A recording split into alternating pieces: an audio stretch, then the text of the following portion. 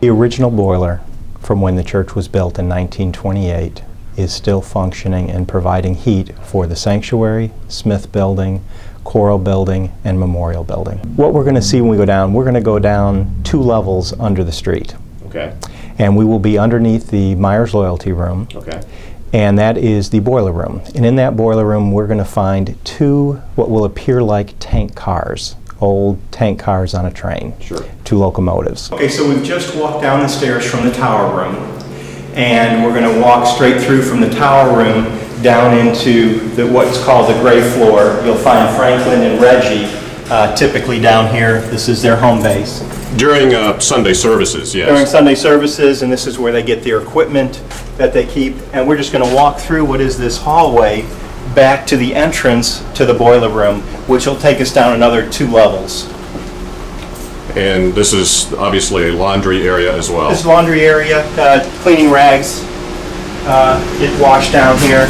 It's going to get loud here too. So. Yes, and then we enter and you can hear the noise already, where we're going to go see 2 boilers that look like tank cars. Okay. So this has the feel of Dr. Frankenstein's lab, and a lot of this equipment being from 1928 has that old movie set feel to it.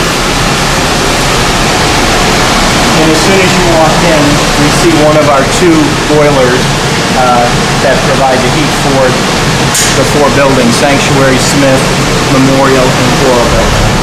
The original system was a low-pressure steam system. Okay. So originally, it pumped steam through all the buildings. So if you've ever lived in an old house or an apartment building, you hear that clanking noise from the steam. Sure. That's what it used to be. Okay. Back in, I think it was about the 1960s, when they added air conditioning, they converted that system over to a hot water system. Okay. So the boiler produces steam, steam heats up the hot water, and the hot water circulates through the radiators all around the buildings, the perimeters of the buildings. These boilers aren't necessarily Big John. Big John is the air handler. Big correct? John is what they refer to as upstairs. There is a large air handler. We can take a walk up there and look. But okay. Upstairs is a air handler that blows basically 40 tons worth of air into the sanctuary. This is Big John. It is a squirrel cage fan. You see the pulley system with the large pulley on there.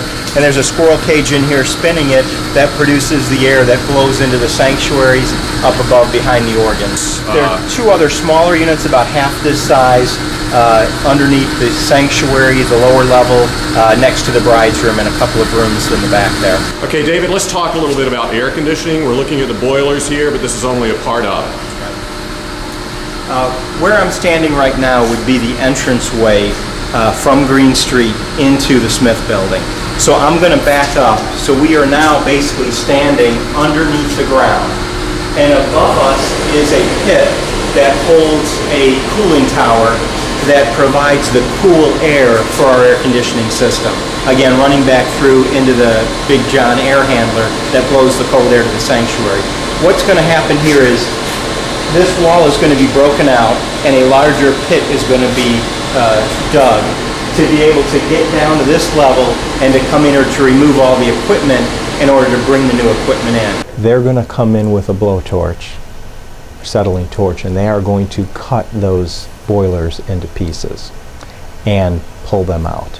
They're going to replace the entire system with a modular system.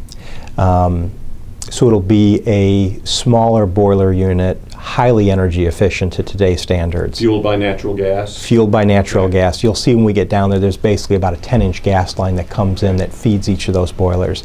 It'll be a much smaller system because the systems are so much more energy efficient today. Sure. The secondary thing for the air conditioning is they're going to be adding what will be called ice storage units, and those will be placed outside under the ground on the Green Street side. And we will create a slush, ice at night when the energy costs are lower than Duke would charge during the day. Sure.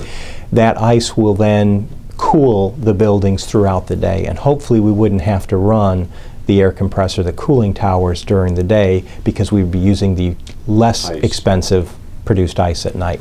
And we're just going to expand that pit underneath there out on Green Street between the building and the sidewalk. Okay. It'll be expanded to add the ice storage, and those will actually be buried in the ground, which helps with the insulation and keeping them cool. You'll have the grates there, and it will be landscaped around, so you won't see it necessarily unless you duck behind or look behind the bushes to see it. The physical structure, what we currently have today, will completely be removed. So the existing ductwork will be removed, the existing air handlers will be removed, the existing cooling towers that are hidden around the building, up on the roofs and pits, in different places people wouldn't know they're there.